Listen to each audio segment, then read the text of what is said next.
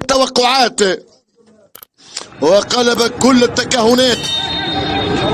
كرة منطقة الهلال والدفاع السوداني موجود.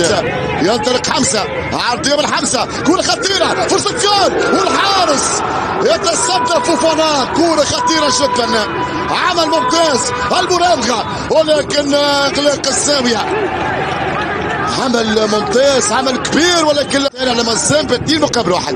كرة للمولودية التسديد، لكن كولي ترجع كرة بانطلاقة جزائرية. دولار سدد، اوليفور يتألق، عايزة فوفانا او كذا كرة دولار. كرة ترجع المكان الصالح. كوليبالي قدام كوليبالي مالي، كوليبالي مرر مان، واحد من اخطر اللاعبين جون كلود يمر، جون كلود على بسرعه، خطير المولوديه الوانتو، والدفاع السوداني مازال يعاني. يرجع النسيان، والشوط الثاني كان سوبر ستار. هنا كره بينيه لكن الفريق السوداني كوليبالي يخسرها، مازالت خطيره المحاوله لسيد البلد ضدها، المساعد يرفع الرايه. فرصه خطيره امامنا ستيفان إبويلا وقبلها كانت في البدايه يبدي يرفع كرة مناطق الهلال. كرة ترفع منطقة جزاء المولودية راسية لبرا، اقصى اليسار تمر جون كلود يسر الكرة، جون كلود والضغط في اخر لحظة. كرة تجاوزت حليمية وصلت للبوروندي جيرومو غيسا، ماشي بالكرة إبويلا حسمت من كرة ثابتة من ركنية، يرفع كرة في البوكس والحول اختها جون كلود، مررها خادم الشاو يرجعها لوراء، تسديد بقوة والكرة إلى ضربة مرمى. أمامنا مليك طالب ركنية، منطقة المنافس كل ما كان أخطر. كرة تبعد بالخطأ، ترجع خطيرة، تضيع. أخطأ الدفاع السوداني في بعد الكرة، تابتي يحاول يمررها ولكن تنتهي الى ضربة مرمى. هنا الإعادة، حركة دولار، شاو ينفذ التماس والكرة لبرا، هذه عرضية والحارس غلطة كبيرة والغربال، والكرة تبعت في اخر لحظة، غلطة من رمضان يتابع غربال كاد ان يعاقبهم. كرة تقديرها رمضان، عرضية كرة ترفع في البوكس، التحضير عرضية كانت من كوليبالي. هنا كرة خطيرة راسية إلى كرة في العمق، خروج فوفانا منطقة جزاء الهلال، كرة منطقة جزاء السودان، التسديد على الطاير، مزيان أمامية.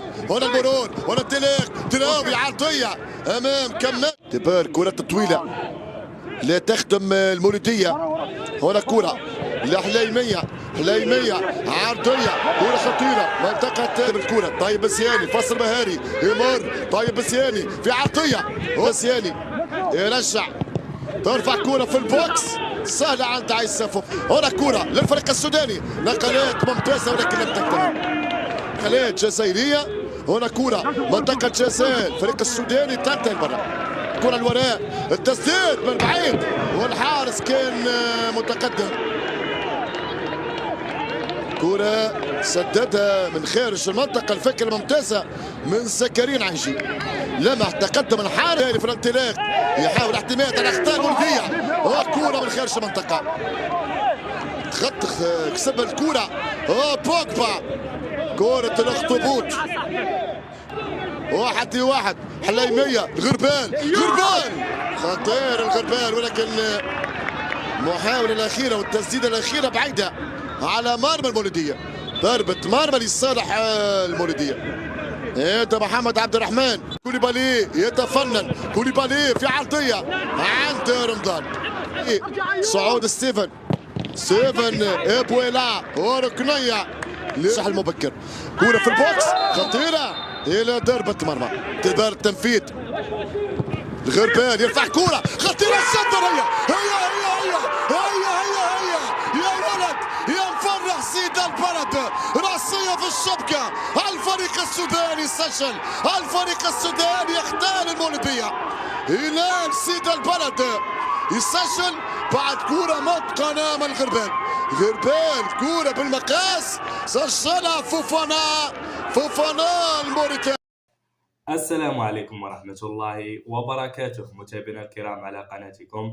أول شيء لا تنسوا الصلاة والسلام على رسول الله ولا تنسوا ذكر الله. في هذا الفيديو سنتحدث على مباراة مولودية الجزائر ضد الهلال السوداني اليوم في الجولة الثالثة من منافسات دوري أبطال إفريقيا في دور المجموعات.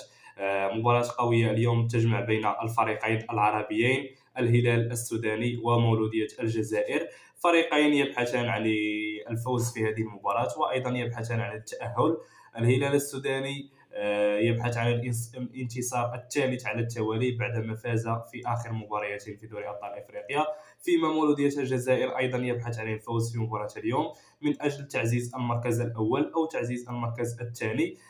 لذلك ستكون مباراة قوية بين الفريقين يقعان في المجموعة الأولى التي تضم فريق الهلال السوداني، مولودية الجزائر، ويانغ أفريكانز وتيبي مازيمبي.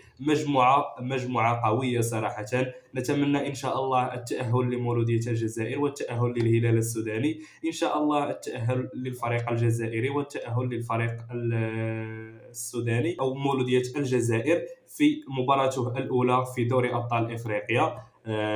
لعب ضد فريق تيبي مازيمبي في أراضي تيبي مازيمبي. انتهت المباراة بالتعادل السلبي ب0-0، فيما المباراة الثانية تدرك مولودية الجزائر الموقف وفاز على يانغ أفريكانز في ملعبه بنتيجة 2-0، فيما الهلال السوداني الذي فاز في مباراته الأولى.